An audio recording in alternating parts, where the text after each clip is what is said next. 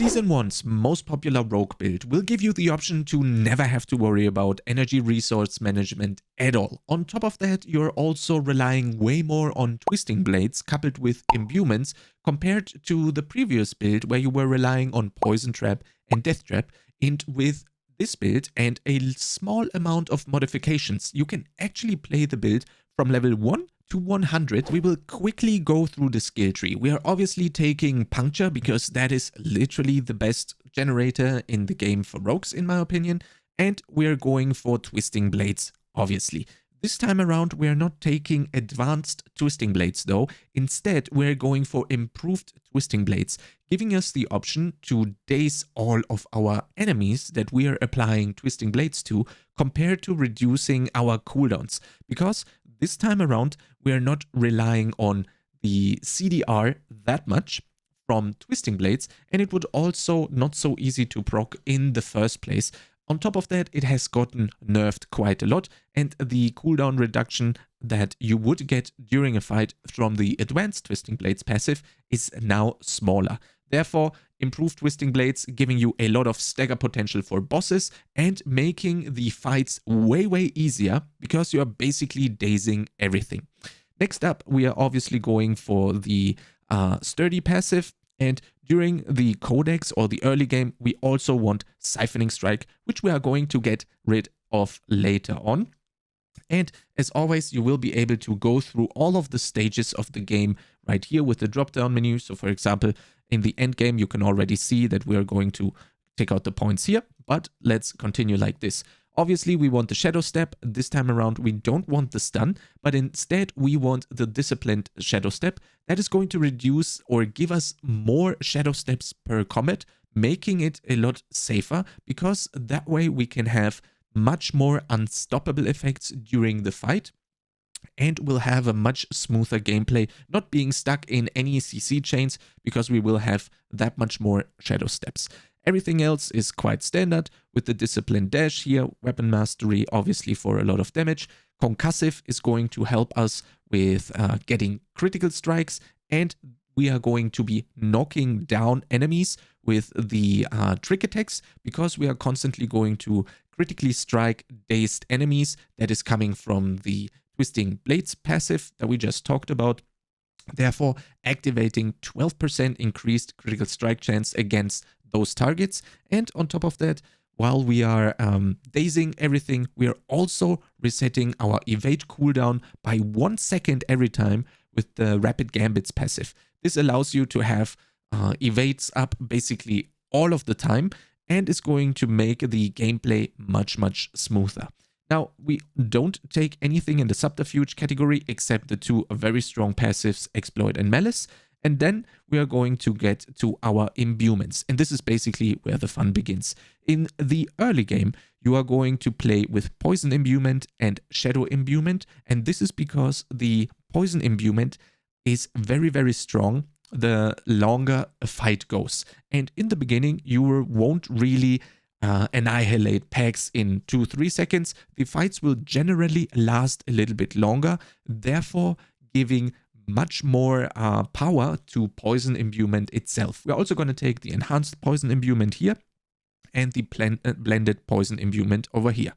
Then we want our big AoE nuke being Shadow Imbuement, and we are investing 5 points into Shadow Imbuement. We're also going for Enhanced Shadow Imbuement, and we want to use Mixed Shadow Imbuement.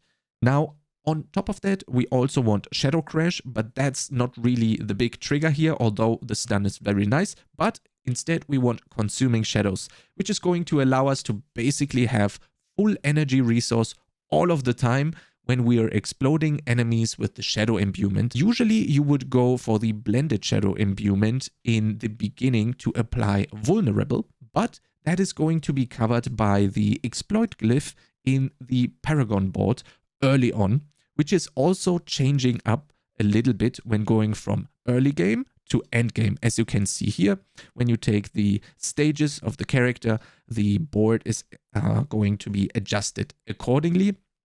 And when you go back to the only codex, you can see that we're taking Exploit right here. and therefore we will squeeze out a little bit more damage by going with the mixed Shadow Imbuement, which is going to buff our non-physical damage by 12%, which is huge when it comes to clearing out the packs much quicker, and obviously is a way higher DPS gain than the vulnerable, because that is going to be applied anyway by exploit. In the ultimate scale category, we just take the innovation for the chance to restore energy and adrenaline rush to unlock haste. While we are going there, we want our key passive momentum, giving us 20% damage reduction basically all of the time, and also increasing our energy regeneration by 15%. By 30% and giving us 15% increased movements. As soon as we reach the end game though, we are going to switch from Poison Imbuement to Cold Imbuement, because as we said before, the shorter the fights become, Poison Imbuement is going to lose out compared to Cold Imbuement. And as we reach end game 60 plus, 70 plus, we are going to explode all the packs in like 1 to maybe 3 seconds. And this is where Cold Imbuement is going to shine, because of the mixed Cold Imbuement passive. That is going to be coupled with the corruption aspect right here, which is going to give us a lot of bonus damage. On top of that, we take Frigid Finesse this time around now, and we take the Precision Imbuement. But again, I suggest you click through these stages here of the character and then adjust accordingly. You can always go back to playing Poison Imbuement when you feel like you are a little bit slower and you are not that strong. For example, when you reach World Tier 3 or when you reach World Tier 4, that is a very good idea to go back to the only codex that is here when you are a little bit weaker, to play with the Poison Imbuement. And it's also a very viable option to go from Inner Sight to combo points when you are going back to Poison Imbuement, because that is basically going to increase the damage that you get from the energy that you spent, because obviously you're going to spend way less energy because you're building the combo points, and these energy points that you're using for Twisting Blades are basically going to be stronger because they are enhanced by the 3 combo points all the time. For the Paragon board, really quick, again, you will start out with Exploit on your second board, which is going to be No Witnesses, to have a reliable source of making the enemy vulnerable for 3 seconds, which is going to be enough for you to kill them. And then at some point, you are going to unlock your 5th Glyph socket and your 5th board basically, and at that point you can start going for the end game Paragon board that we have right here, which is again in the max roll planner right here. And then this is because the last board that we have here, the No Witnesses, doesn't really have necessary bonuses to hit, but that is going to allow us to hit very, very nice bonuses on the previous boards. For example, this Havoc board that is going to give us another 15% critical strike damage, or the Brawler board right here that is giving us 12% more damage to close enemies if the requirements are met. So therefore we are changing it up a little bit here. Again, you do this whenever you unlock your 5th board or your 5th Glyph socket. That is basically the Paragon boards, and again, everything in the planner for you to go step by step and copy the Paragon. Aspects are fairly standard for Rogue, as we will have Might, which gives us 20% damage reduction on the helmet. Then we will have a rather new one that came up during the season. It's not the one that came with the season, but that's the switch that we did here for Season 1, which is going to be Stolen Vigor. And that gives us, for each stack of momentum, 373 alive per second as max. And momentum is stacking up to 3. So you will have more than 1000 life regeneration per second while you're in fight. Basically not having to use health pots, almost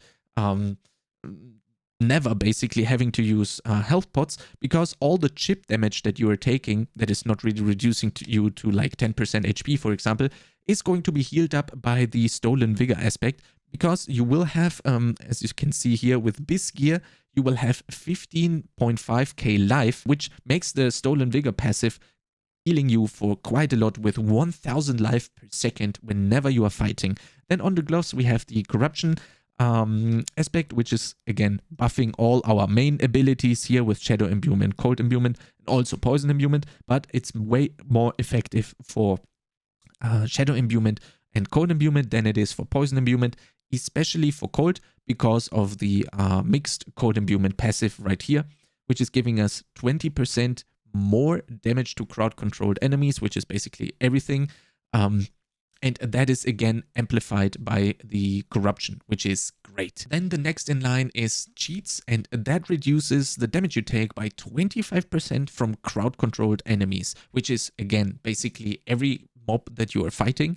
And you are also gonna get a little bit of movement speed, but that's only for 2 seconds, so that's not really important here, but still a nice thing. And then my aspect that I really love, it's Ravagers, giving you a second charge of Shadow Step, basically making it very easy to get out of CC, because not only are you getting 2 charges of Shadow Step, but again with the Disciplined Shadow Step, you're also reducing the cooldown on the Shadow Step tremendously. Then we have Blade Dancers on your crossbows, which makes the blades spinning around you. Again, really important here. Accelerating, giving you attack speed. Edge Masters giving you more damage. Ravenous giving you 70% increased energy regeneration when you kill a vulnerable enemy. And that is literally the only resource generation that you need on top of that to be basically at full resource all of the time. This together with the momentum passive is going to be a lot of energy regeneration by itself. Then we have Smiting for a little bit more crit chance, and on the neck we will have the Disobedience aspect, which is going to be debatable in my opinion, because at some point you will very easily reach 85% in damage reduction coming from armor when you put Disobedience on any other piece right here, and then you could run something else on the amulet and get the increased effectiveness. So for example, you could run the you could also run the cheats there, very viable option, because more defenses basically, because the higher armor doesn't give you more damage reduction, but the increased cheats is quite good there. And if you want to go for a much more offensive option, you could choose between Edge Masters, and you could also choose between Corruption, making your Imbuements a little bit stronger, or making your attack itself a little bit stronger with Edge Masters here. Then for the Malignant Hearts, the new Season 1 mechanic, I suggest you socket whatever Wrathful Heart you find in one of the slots. Then ideally you want the one that reduces incoming damage by flat 20%, which is insane to me. That is the best Malignant Heart in my opinion when it comes to all of them, because 20% less damage taken all of the time is actually crazy. Even more so if you play hardcore, for example. We don't really care about the effect itself. We also don't really have a way to trigger it. Would be nice if we would have, but the heart is still so good with the 20% decreased damage taken that it's still good enough. And the last one is going to be the Caged Heart of Tempting Fate, which is going to increase the critical strike damage by 65%, but your non-critical strike deal 25% less damage.